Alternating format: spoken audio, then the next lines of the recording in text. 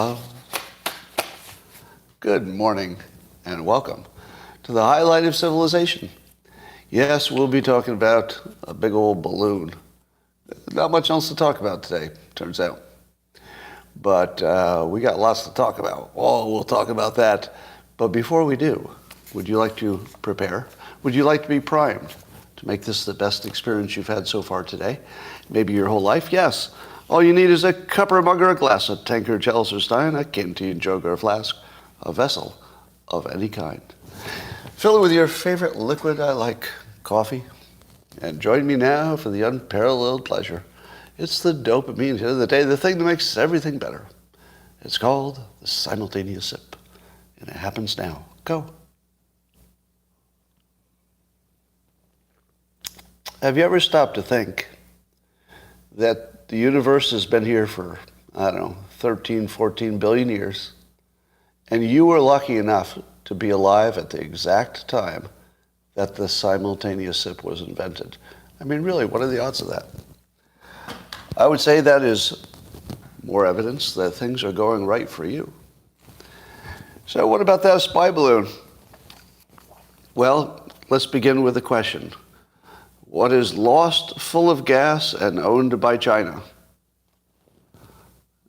What is lost full of gas and owned by China?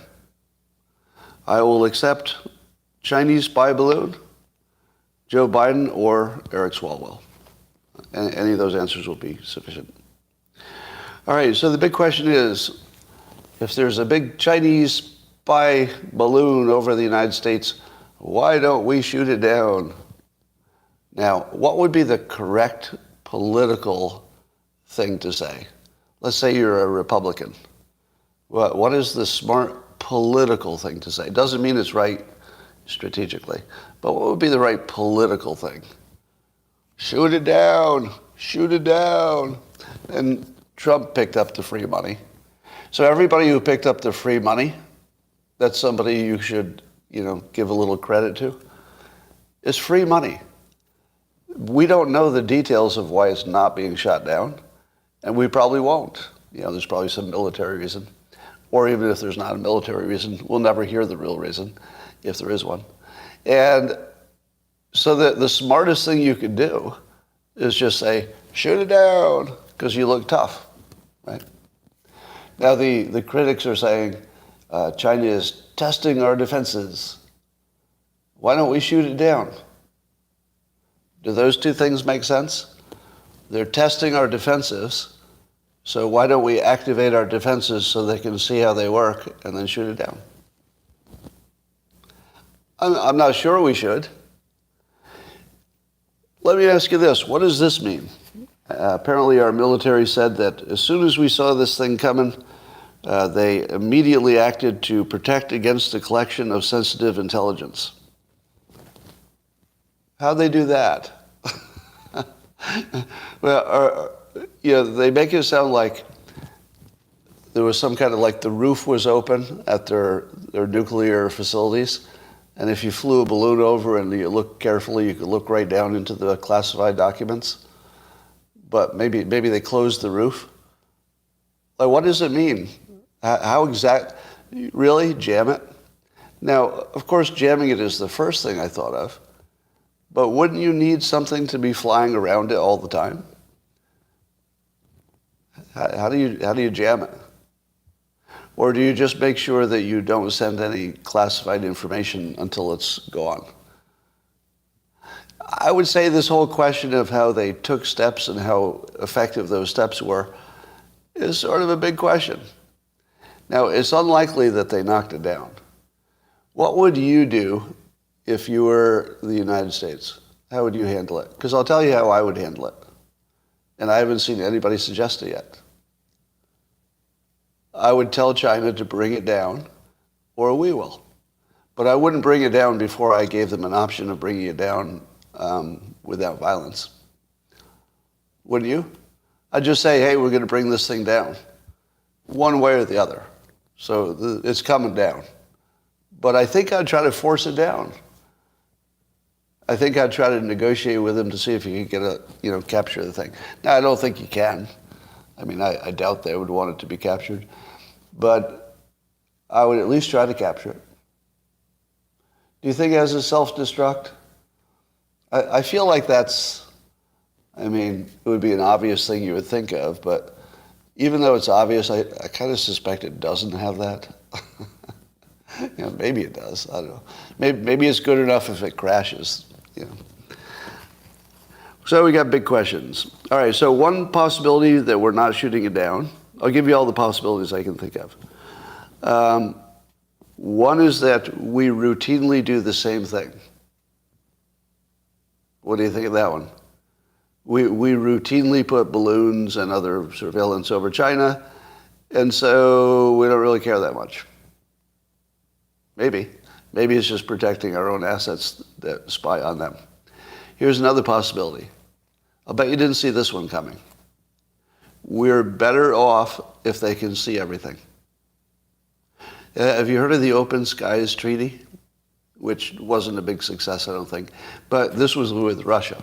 And the idea was we would be able to fly over Russia and Russia would be able to fly over us so that we could see if anybody's cheating with nukes. But you can't really see too much from the air. But do you think we're worse off or better off if we can see everything China's doing militarily from the air, which we probably can, and they can see what we're doing? It's entirely possible that we calculated that seeing each other's stuff from the air makes you safer instead of less safe. That's one possibility. I'm not saying that that's likely. I'm just going to run through the possibilities. All right, one possibility is incompetence, right? One is incompetence. They just couldn't get it together. Maybe it'll happen later, but they couldn't get it together. That would just be incompetence. I don't think that's the answer. One would be that Biden is owned by China, maybe. But the reporting we're getting is that Biden immediately ordered it shot down and the military argued against it.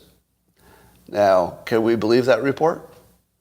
Can you believe an unsourced report that Biden wanted to shoot that down, but the military talked him out of it? That sounds exactly like a lie, doesn't it? It could be true. It could be true. But it sounds exactly like a lie. If you were going to lie, that's how you do it. So what are the possibilities? So one possibility is we did not want to activate our defenses so that we don't give anything away. Another possibility is that we're learning something from it. Do we have the capability to electronically query it and find out just what it's doing and how it's doing it? Are we learning about what technology they have, and we need to, we just need a little more time to get a better beat on it? Are we flying things close to it to take pictures and to get a signal intelligence from closer up? Are we trying to take it over with hackers? How about that one? How about we deactivated the signal from China and we already control it? Is that impossible? Is it impossible that the United States already took control of it? I mean, we wouldn't tell them, would we? We wouldn't mention it. It's entirely possible that we're navigating it toward a military base. And we're just, taking it over Florida or wherever it's going to go. We're taking it over some military base and then we're going to bring it down. Now, for those of you who are too dumb to be in this conversation, everything I say is speculation. So if you pick one of them out and say, you frickin' moron, that one that you mentioned isn't the one, I know that too. I'm mentioning a bunch of possibilities, and I don't really have a favorite among the group. Now, the military is saying they don't want to shoot it down because it would be a debris field. It might, injure stuff in the ground. Does anybody believe that one? That one just feels like a lie, right? Yeah. There's some types of lies that are so obviously a lie that I'm okay with them. Have you ever experienced that? A lie so obvious that you're just okay with it. Oh, I get it. You're lying to me because you don't want to tell me the answer to that question. I get it. I'm good with that. So when the military lies to you, and the military lies to you in a way that's just obviously a lie, you have two possibilities. One is something terrible, and the other is they're doing their job. They're just keeping you out of the loop because that's not going to help anything. Maybe. Don't know. So we're in a situation where, under normal historical circumstances, let's say this were the 60s. If this happened in the 60s, I believe we all would have said, oh, there's a pretty good reason the government's not shooting that down. Wouldn't we? Because we would be so brainwashed into thinking they had it under control that we'd all say, well, there's nothing to talk about here. If they're not shooting it down, it means there's no security risk, or they've got a big plan. But after going through the pandemic, what's your first assumption about the government? It's something sketchy, right? Do you all feel more comfortable if I acknowledge that we're in an era in which believing the government story would be ridiculous? Would you agree? It would actually be ridiculous to believe their story. Ridiculous. We just don't live in a world where that kind of a story could be believable or credible. It could be true. I'm not saying it's true or untrue. That part's unknowable. But absolutely, you can't trust them. Absolutely. You cannot. They're guilty until proven innocent. All right. Do you think that the Chinese did this to humiliate the United States prior to what would have been a high-level visit by Blinken, who has canceled his trip?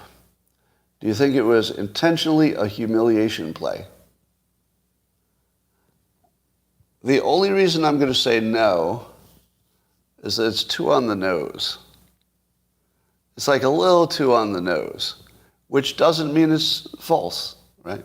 The too on the nose rule is not like a law of physics or anything, but it's fairly reliable. To me, it just feels a little, I don't know, too on the nose, too on the story. But maybe. The other thing we don't know is how often they've done it, and it could be. Here's one reason our military would be lying to us. Imagine if we find out that China's been sending balloons over us for decades, and we've never responded. That would make us look pretty weak, wouldn't it? So that would be one reason that the government would say, oh, we're not going to tell you what's going on here. Maybe it's been happening for a long time, and they don't want to admit it. Maybe. Now, here's the other possibility. We can't shoot it down. What do you think of that? I have a sneaking suspicion we might not have the technology to take it out. Because the only thing we have that goes that high is a missile. Do we really want to launch a serious missile within the continental United States? Because I'd be worried as much about the missile falling on somebody as the debris from the balloon. All right, so I'm seeing somebody say, trust me, we can shoot this down. Here's what I do trust. I do trust that we have weapons that are designed to reach it. Will you'll all take that as a given? That we do have weapons that are designed to reach it. Would you accept that? That doesn't mean they work. There's sort of a difference between designed to do it and confidence it'll work. Because one possibility is, I don't think our airplanes go that high. I think the only ones that go that high are the spy planes, and I think the U-2 goes to 70,000, the balloons at 60,000.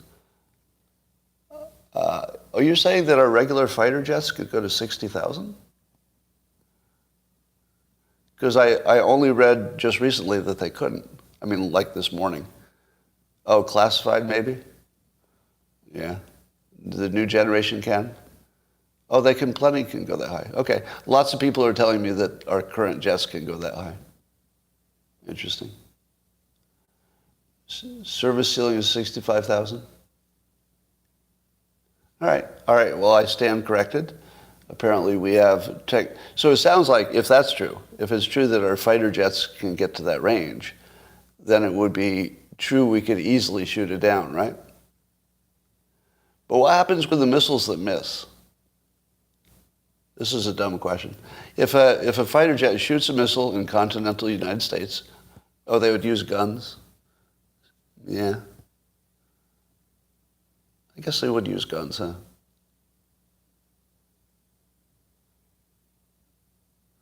Bullets and then let it float down? Yeah, if you miss, where do those guns go? Or where do the bullets go? You know, it does seem to me that they could find an empty enough place to take it down. We'll find out soon. All right, here's the biggest story that's not exactly being reported.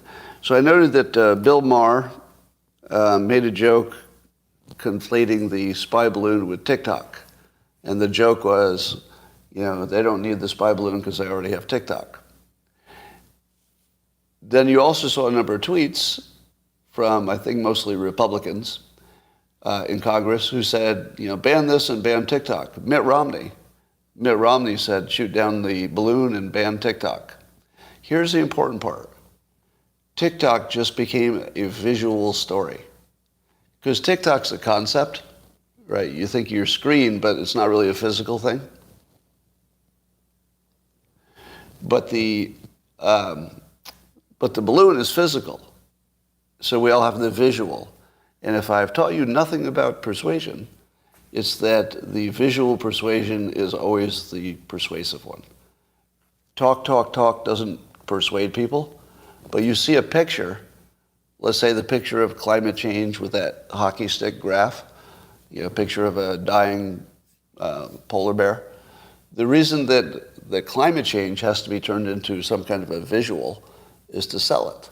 So you need the graph that scares you and the dead polar bear and the hurricanes and that story. So quite accidentally, nobody planned this, but the story about the spy balloon is in our brains too close to the TikTok story, right? Just a little too close. So our brains have just combined those into one story. And I'll bet you'll see more and more of it today. I'll bet you'll see TikTok and the balloon mentioned in the same sentence a whole bunch of times today. Watch the coverage on the news today. Watch especially Fox News. And watch how many times TikTok and the Chinese spy balloon are mentioned in the same sentence. And because we've said the spy balloon must be shot down, there's no doubt about it, that will, let's say spill over, or it will infect our other thoughts about TikTok. So the urgency of TikTok just took on the urgency of the balloon, and you could argue whether the balloon really is urgent, but we're treating it like it is. The public is treating it, and Congress is treating it like, why the hell are you waiting? Right now. The time to shoot down a spy plane is right now. Okay, second question. How long should you wait before you get rid of TikTok? The argument's the same, right? If you think it's wrong to let the spy plane just sit up there and slowly transverse the United States, if you're okay with that, well, I can see why you'd be okay with TikTok. But if you're saying shoot down that balloon, you can't say shoot down the balloon while you don't say shoot down TikTok. Those two stories just became melted together. Now you couldn't even pull them apart if you tried. That's the biggest story. The biggest story is that those two things just became one thing. That's really big. I don't know if anybody else will mention it, but watch for that. Well, I don't know if you saw in the back, but I did come up with, I was just brainstorming some solutions for taking the balloon out. And what we need to do is maybe try to position Representative Swalwell below the balloon as it's crossing. This will take a little math, but I think we could do it. Then you use a Bic lighter, sneak up behind him, get the timing right, light the lighter. His own natural flatulence will form a missile. Now, I haven't done the calculations. I believe this will get you to at least 70,000 feet. Does that sound reasonable? Yeah, I think you can get 70,000 feet out of this. we'll take out that balloon. Well, let's talk about something else. So Twitter Blue is looking like a better deal every minute. I finally signed up today. I tried to sign up earlier, but because I was already a blue check, for some reason I couldn't do it until now, or recently. So here are the things that you can do with Twitter Blue. I sent a tweet and it told me I had 30 minutes to edit it. This very morning, I deleted a tweet because I didn't want to re-edit it. So I wish I'd remembered that this feature was there. So I accidentally tweeted about the Chinese spy plane when I meant to say balloon. So I just deleted it because I was busy, didn't want to retweet it. But that's exactly one that I would have just edited and kept. Twitter apparently, I don't know the details, it looks like they're going to go big on video. Oh, you corrected me? Thank you. It looks like Twitter's going to go big on video, which they have to, right? I mean, is there any question that they have to? Yeah, of course, they have to. So that's the right move. The 30 minutes to edit, that's the right move. The paid subscription so that Twitter doesn't have to depend on advertising so much, that's the right move. Because you can still use it without the paid features. And here's my favorite part. Apparently the Twitter Blue users only will be paid for any advertisements that appear in the comments to their tweets. I think this is just one of the best monetization schemes I've seen. Because advertisements in your comments seem much less bothersome, don't they? Because you sort of have to go to the comments to see them. I like that. And I like that the ad won't even be there unless you did a good tweet. So my incentive to tweet in ways that get people engaged is now, it's monetized. I'm definitely incentivized by that. So we'll see how that works. Now, of course, it's some of these things are a risk to the locals platform and some other competing stuff, but I think they all get better if they compete. So I think it's just all good. So far, Elon Musk's, let's say, entrepreneurial instincts for Twitter appear to be right on. What do you think? I would say his instincts so far are right on. Yeah. Now, that's not to say he won't have some missteps, because that's how it works, right? He's moving fast and breaking things and correcting. He said he was going to do that. He told us directly, I'm going to move fast, break things, correct it. And then he did, right in front of you. This is one of the greatest lessons in entrepreneurial strategy and managing and thinking that you'll ever see, because you don't get this much transparency normally. Like his thought process has been, public the whole time. It's amazing. He also won his lawsuit. So there was a lawsuit when he had teased about taking Tesla private, but then that didn't happen, and people made decisions about it, I guess, and sued him. He won. Unanimous trial victory. Just a clean win. So good for him. It's one less thing to distract him from his work. Did you catch that the number of jobs, employers added over 500,000 jobs to the payrolls in January?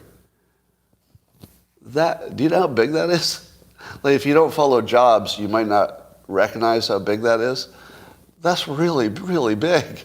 That's like crazy big. How many people expected that? Well, you know who didn't expect that? Economists. Right. So the Labor Department, Labor Department reported this over 500,000.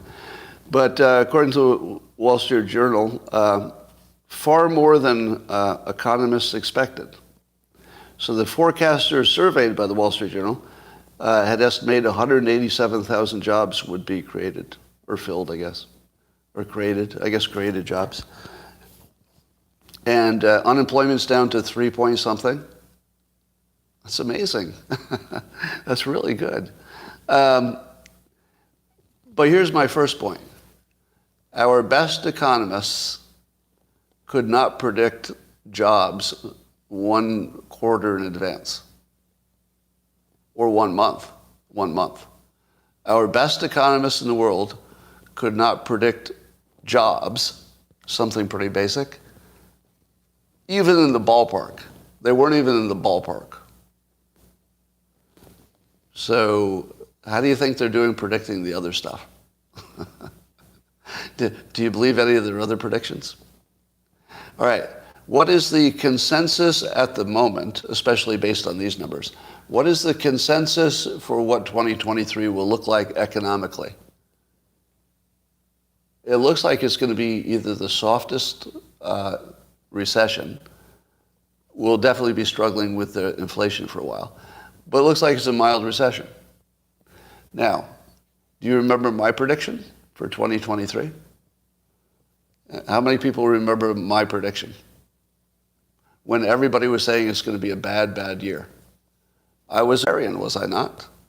I believe I was, I don't know, did anybody else say it was mild when I was saying it was mild? And the reason I said it would be mild is the Adams law of slow-moving disasters. That we're really good at quickly adjusting to stuff. And I reckoned that what was different about the pandemic is that we would still come back with all the demand and skills that we had before. So the pandemic didn't really break something. We just had to go back and use the stuff we already had. So it seemed to me that we could quick adjust because all the assets were in place. That's the part that takes a long time. It looks like maybe we are.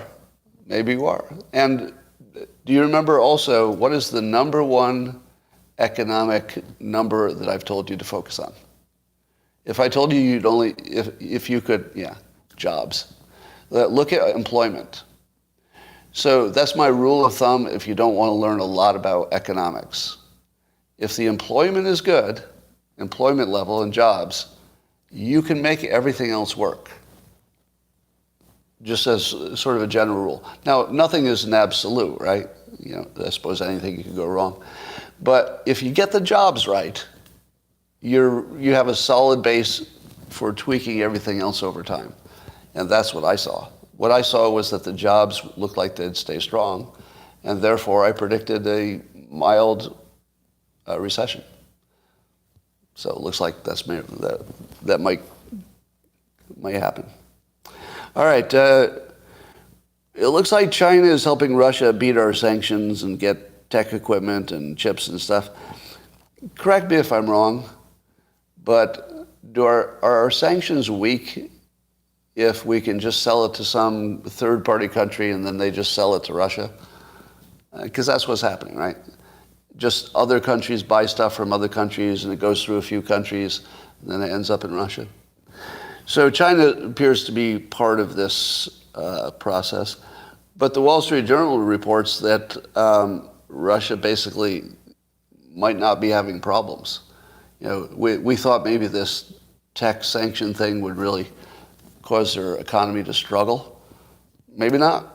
Maybe all they need is, China and a few other friendly countries and they're fine. Maybe. We'll find out. So it doesn't look like sanctions are going to be the be-all, end-all.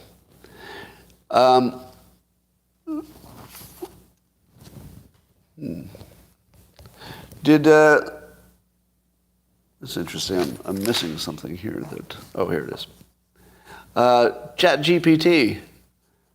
I saw an individual on Instagram, I think, who was saying he had a sneak preview. I guess he might have been a beta tester for an AI app that would be associated with this ChatGPT. Now, you all know ChatGPT. It's the huge, big, sexy AI that people are playing with. The app, if I understand it correctly, would be connected to the internet. I don't have all the details because it's not announced yet. Yeah, so it'd be an AI app for your iOS device and presumably your other ones too. And you can just have conversations with it. Could you imagine having an app on your phone that you could just talk to and it could go off and do things? Now, I'm going to blow your mind. You want your mind blown? What's the worst thing about having AI on your current phone? let me tell you the worst part about having AI. Hey, I want to use my phone. Oh, that's right. I got to do password. Okay, password. Okay, I got to open my app. All right, open the app. Okay, it's auto-filled with that last app I was searching for. Delete that last app. Put in GPT. Open the app.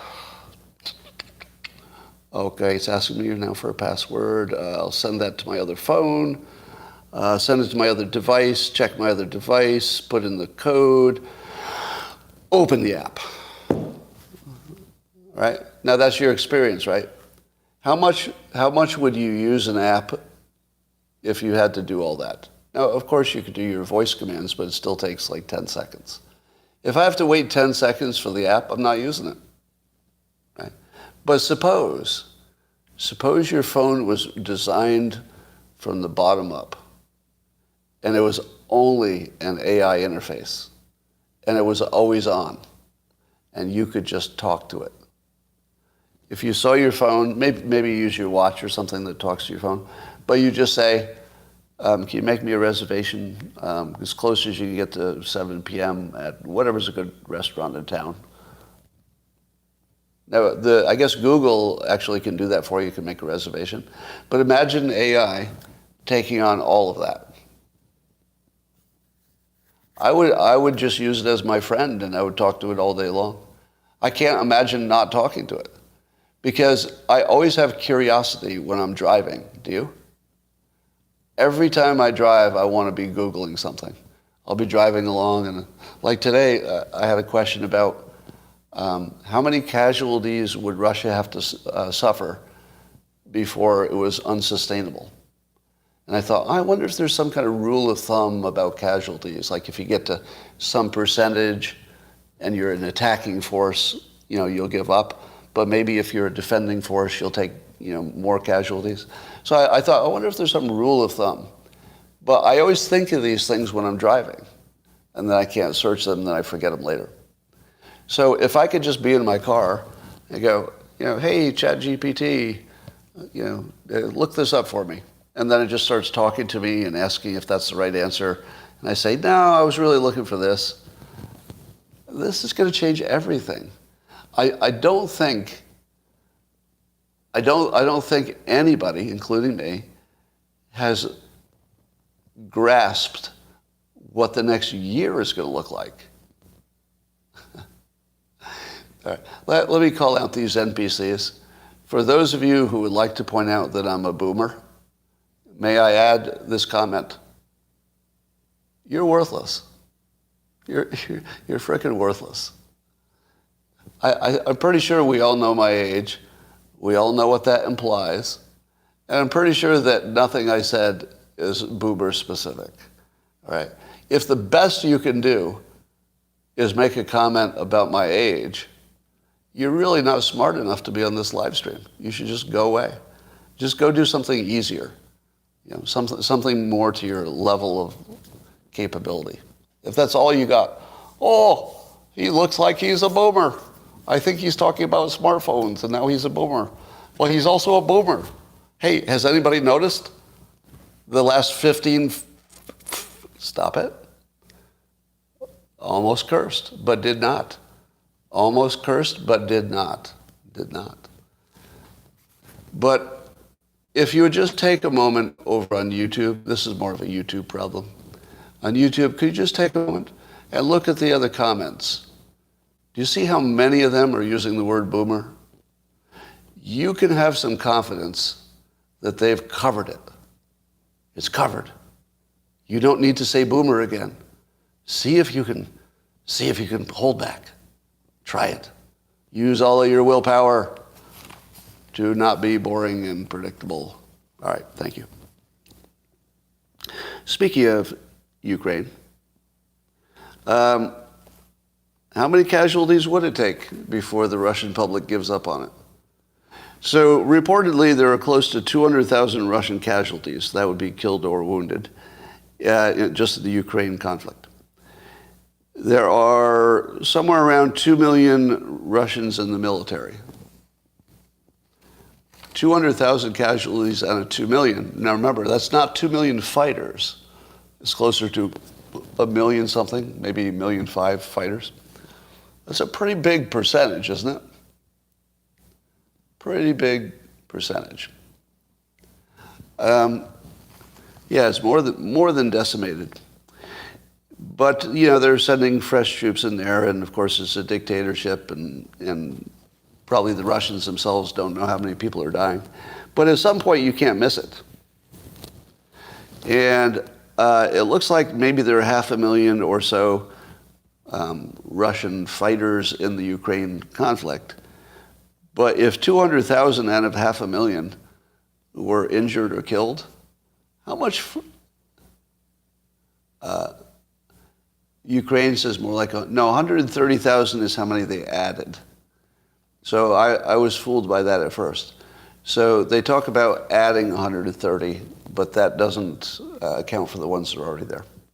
So I think it's closer to 400,000, something like that. Thanks for taking the high road.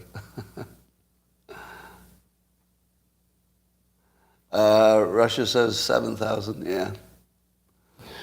Well, I guess that's my question. To me, it seems like Russia might be pushing up against some kind of rule of thumb that says if you lose this percentage of your army, you better pull back. It sounds like World War II casualty rates so far, right? But remember, that casualty rate is just going to climb, right? Because there aren't that many new Russians. They can't send in as many as the Ukrainians are killing. So if it's already at World War II casualty levels, which is probably true, we might be zooming past that level, right? Yeah, Vietnam was 50,000 dead. How many casualties, though? What were the Vietnam casualties? 50,000 dead, right? 59,000? I think that's dead. What is the casualty number? Still counting? Oh, that's terrible. Yeah, still counting. Okay.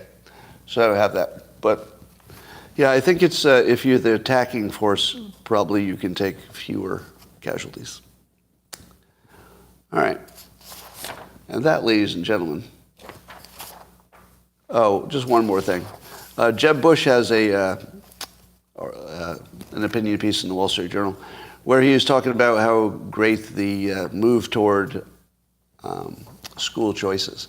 Now, I guess Florida's been a leader in school choice for a long time, ever since Jeb, so I give him credit for that. But he said there's a 2022 Real Clear Opinion Research poll found that more than 72% of parents supported school choice, including 68% of Democrats and 82% of Republicans and 67% of independents. Jeb Bush, that feels like the cleanest political issue you could ever have. Is there any other political issue where even the other side, 2/3 of them are on your side? I can't think of one. So if the Republicans can't make that work, I mean, I don't know what you can. How in the world can a Republican lose a national election? In this, you'd have to say all the wrong things. The only way you could lose is by sabotaging yourself. 150,000 casualties in Vietnam. That's a number somebody just put up there. 150 sounds right. It's about triple the number of killed. So Russia is already beyond, and Russia has a smaller population, right, than the United States. So as a percentage, they've already exceeded the level that made America shut down a war. Is that true? Give me a fact check on that. So here's the statement I want you to fact check.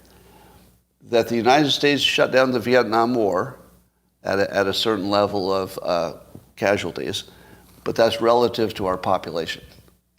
If you adjust for population, Russia has already passed the point that the American public shut down a war. Is that true? And that was over 10 years, right? Our casualties were spread over 10 years, whereas Ukraine is pretty small. No, that would not be an analogy exactly. I mean, I get what you're saying, but it would be more like looking for a rule of thumb, which might not exist, right? So as an analogy, it's weak, but as a point of research, it might be useful to find out if there's any kind of, psychological limit that's universal. Because I have a feeling that people have a fairly similar view of how much is too much in a given situation. Like, it would depend on the situation. But I think we would, here's the proposition. If you took anybody from any country and you simply described a situation, you go, okay, there's this war and the people that you love are dying at this level. And the war is for this reason, and who started it and who didn't. If you explain that to, like, any human beings, my hypothesis is they would have a weirdly similar view of what was too much. What do you think? I don't think some people would say, we will fight till every person is dead. And I don't think anybody would say, it's already too much. I think people would end up in the same general zone of what is too much. Just a speculation. There's no science to that. Yes, and as somebody said about the Vietnam vets, their casualties are still happening based on, lagging health issues.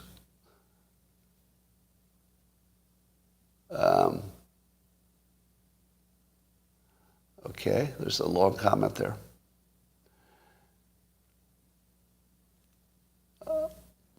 All right, that's all I got now.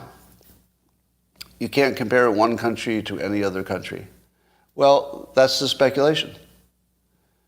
The speculation or the hypothesis is that if you break down the question into just a clean question, this many people of your side is being killed for this purpose.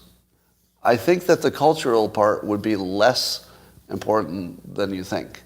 I think you would find that people are kind of similar. That's just a hypothesis. Might be wrong. That's why you test it. Other cultures aren't so weak. Now, see, that's where we differ on our speculation. You might be right, but I think, let me say this. If you were comparing two modern economies, I'll bet they would be closer to each other than, say, a modern economy and something not. There might be a difference there. All right. Do you believe that America is weaker, like psychologically? How many of you believe America is weak?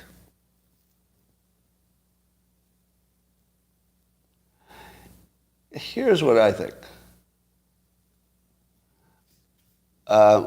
We might be weak in some specific ways compared to how we were, but we certainly have a lot more toys.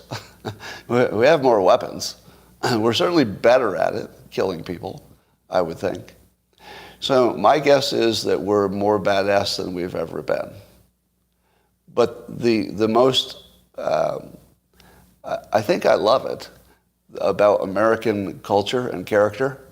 The one thing America does better than anybody, and I won't take an argument on this. I will accept no pushback on this. The one thing Americans do better than everybody else is criticize ourselves productively. You can't even do that in Canada, right? If you go to Canada or Great Britain, you can't even say the same things you can say in America. And it got pretty dicey over here. But America, we will beat ourselves up so much better than you'll beat us up.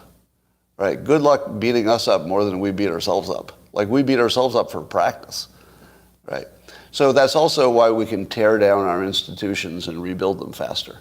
Because we love saying stuff sucks. Oh, that sucks. Let's get rid. We're actually talking about dismantling. Just hold this in your head. Imagine any other country on earth. Doesn't matter if they're a dictatorship or democracy. Imagine any other country on earth, and just hold this thought in your head. We're having a serious conversation in America about disbanding the FBI. Just hold that in your head. Where else? Where else do you have a serious conversation about that? Now, I don't think it's going to happen, right? That's a different question. But that's a serious conversation, right? And the ATF, that conversation, right? Tell me any other country where that's a serious conversation. Only here. We will take on anything. We are completely unafraid about criticizing ourselves. And that, ladies and gentlemen, is why the United States will rule as long as that's true. As long as we're tougher on ourselves than other people are on us, and that's definitely the case, we're pretty much unstoppable. Now, there's definitely some kind of a testosterone change that's happened. We all agree on that, right? I mean, science has proven there's lower testosterone in men, much lower. Agree? Yeah. So that's definitely something to be worried about. But I don't think it's translated yet into our national effectiveness. Because the people who join the military, well, let me ask you, do you think our military is a bunch of pussies? I kind of doubt it. Oh, you think so? Really? No, I don't think so. I think that our training process gets rid of anybody who can't kill. That's too much of an absolute. But I think that the process itself guarantees you end up with killers. Maybe I have too much confidence in brainwashing, but I think you can brainwash almost all of them to turn them into killers of some type. They might be killing with a drone instead of a bayonet, but you can make them all into killers. And the ones that you can't, you would know fairly soon, and you would wash them out. So I'm not really worried about that. I'm not really worried. Yeah, and they might be support forces and everything else. I would be... The one thing we never run out of in America is people willing to kill our enemies. We always have plenty of them. I don't think we're going to run out.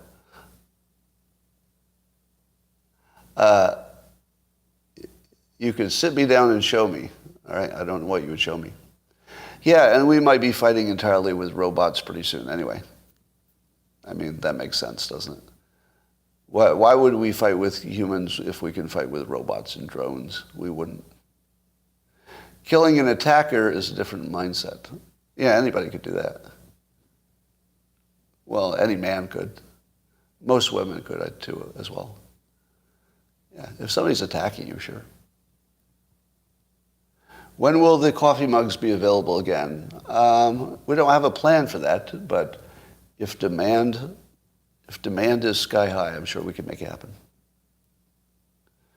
Scott's imaginary fentanyl dealers in China? Well, here's my thing on China's fentanyl dealers. We know they're not trying to stop them. It is not my belief that fentanyl can be stopped. So that's not why I would be hard on China. I would be hard on them because they're killing us. I don't need a better reason. They're intentionally killing us. So we should go kill all of their dealers. If they're not going to shut them down. So what the dealers do is China does change the laws to make it illegal, but then the dealers will modify the fentanyl a little bit, the precursors. They'll modify the precursors so that they're just slightly technically outside of the control of the government. But the government knows that, right? The Chinese government knows that they'll just tweak it and keep going. So it's not like they're really trying to stop them, right? So if they're really trying to stop them, it would be different. So if China is killing us, you kill them back every time. You don't say, well, I've got an argument, I don't think it'll stop the fentanyl. No, I'm not saying you should kill their dealers to stop fentanyl, because it wouldn't make that much difference. You should kill them because they're killing us. You kill everybody who kills you. No exception, right? As soon as you say, oh, well, there's an exception, you can kill us under these circumstances. No, you can't kill us under any circumstances. There's no right time you can kill us. You will be killed if you do that. And we should be putting assets into China to directly take out their dealers. And we should not even apologize for it. We should actually say, yeah, we did that. That was us. Thank you very much. That was us. We took care of that for you. It's too bad China couldn't do it themselves. It's embarrassing, isn't it?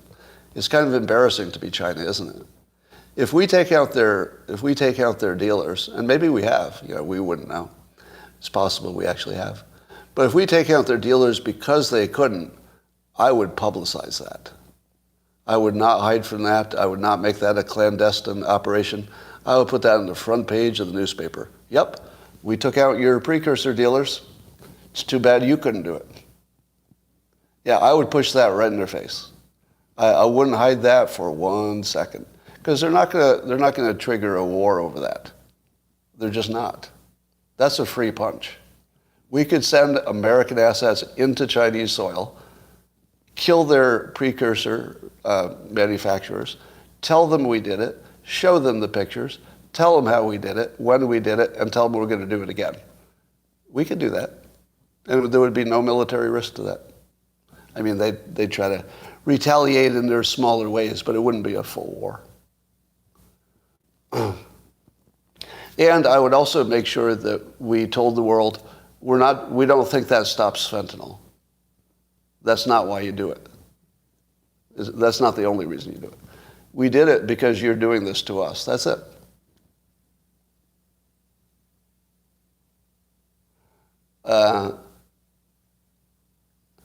Trump could do that. The raw materials, other produced things that Scott's likes. Yeah, and I don't have any problem with legal precursors sold to legal people.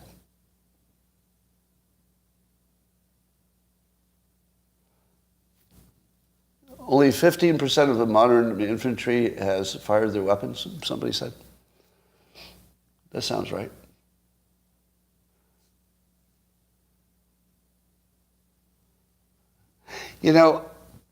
There are some situations where killing is exactly the right answer. Does anybody disagree with that? You don't want to do it, too willy-nilly, but there are some situations where murder is exactly the right answer. Unfortunately, we don't like it, but that's just the fact. All right. Yeah, technically it wouldn't be murder. It would be murder in China, but it wouldn't be murder to us. It would be killing. Why do we kill those who cannot control the thing for which we kill them? You need a better example. Yeah, innocents get killed, that's true. So it was negative 106 degrees in Mount Washington in New Hampshire. Negative 106. How long can you stay alive in negative 106? Like a minute? That's like walking outside the space capsule.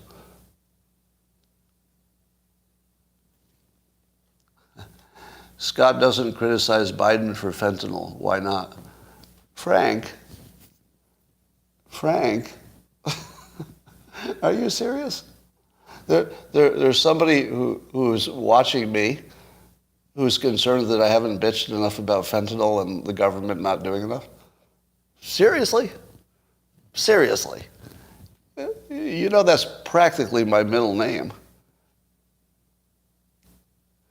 All right.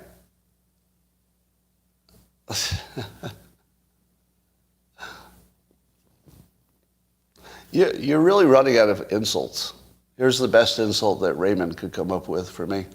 They took an intellectual heavyweight, Stephen Molyneux, off YouTube, and offer Scott Adams an intellectual bantamweight from California.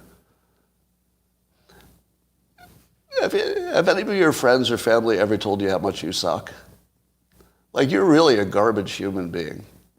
Imagine coming onto a live stream and what you wanted to add was just a personal insult that wasn't even related to a topic, not even related to the point. It's just, I'd like to go make a personal insult to somebody I don't know by comparing him to some other person.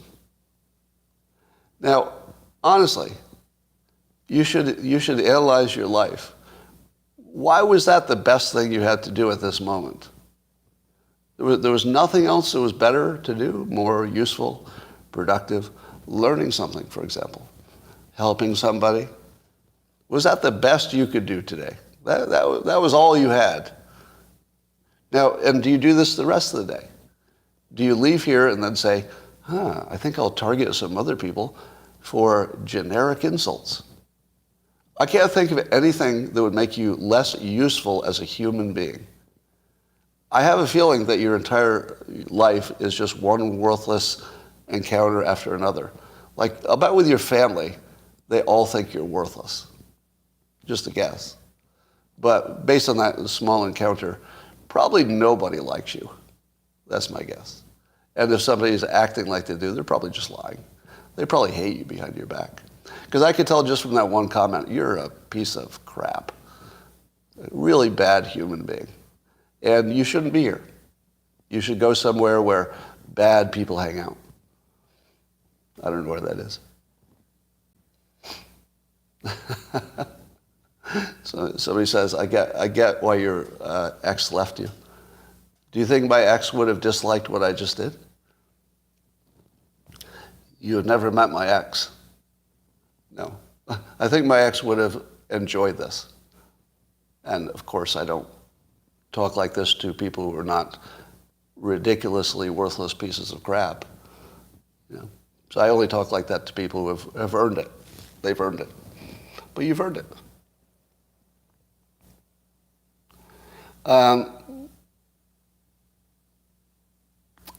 Your daughter-in-law passed her citizenship test yesterday.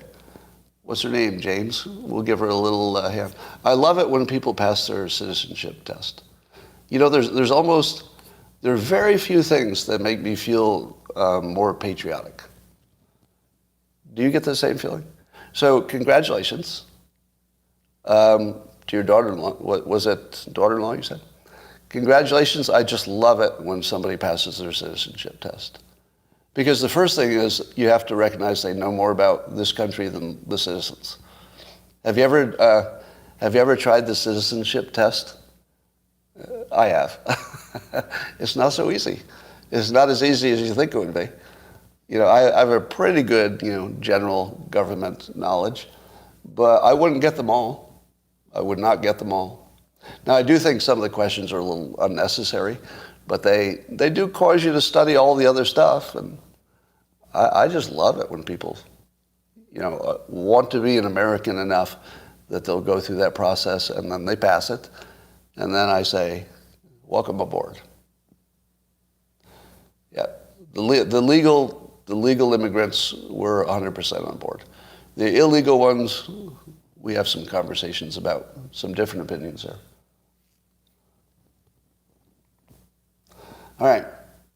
Marianne is her name? What's that?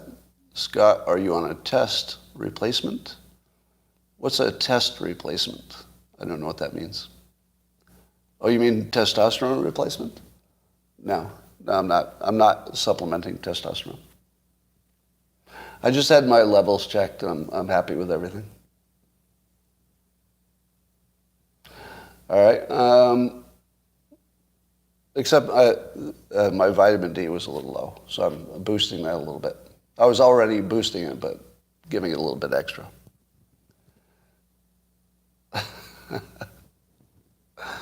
All right.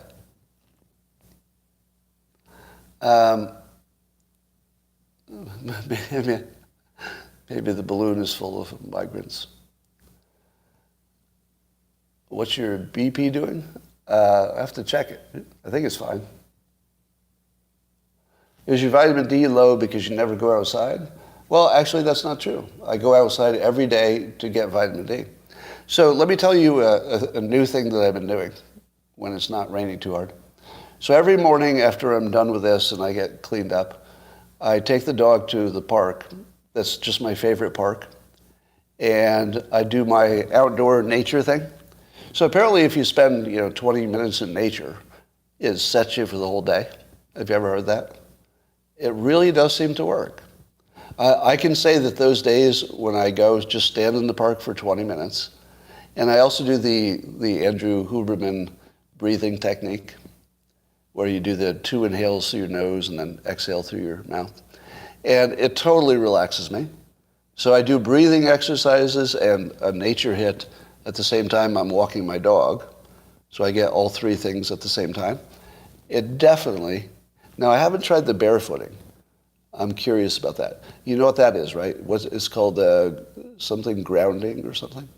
Where if you're barefoot on actual dirt and the earth, somehow that's supposed to make your body feel good. I need to try that. The only reason I don't try it is I don't like getting my feet dirty. But I can say for sure that 100% of the days that I've walked on a beach was a good day. Colonel McGregor, I saw a bunch of people say Colonel McGregor, but I don't know that story. What's happening with Colonel McGregor? Was he the one that talked about the balloon?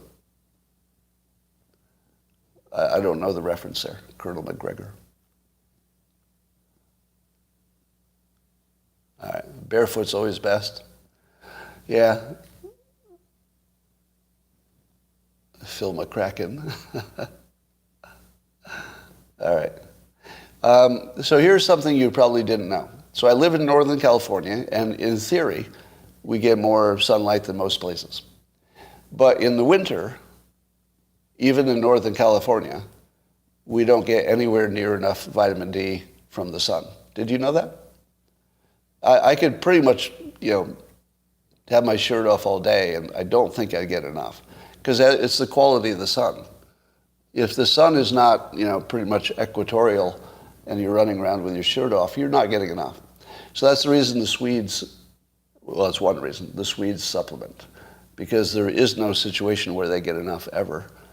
But even in California, I think there are only, I remember I saw this statistic a while ago, but maybe only 2 or 3 months, even in Northern California, where the natural sun would give you enough vitamin D if you spend some time in it. I think it's only 3 months of the year. So if you think that you live in a sunny place or you were out in the sun, if it's the winter, it kind of didn't count. The winter sun is practically worthless for vitamin D. Did you know that? Barry McCockner.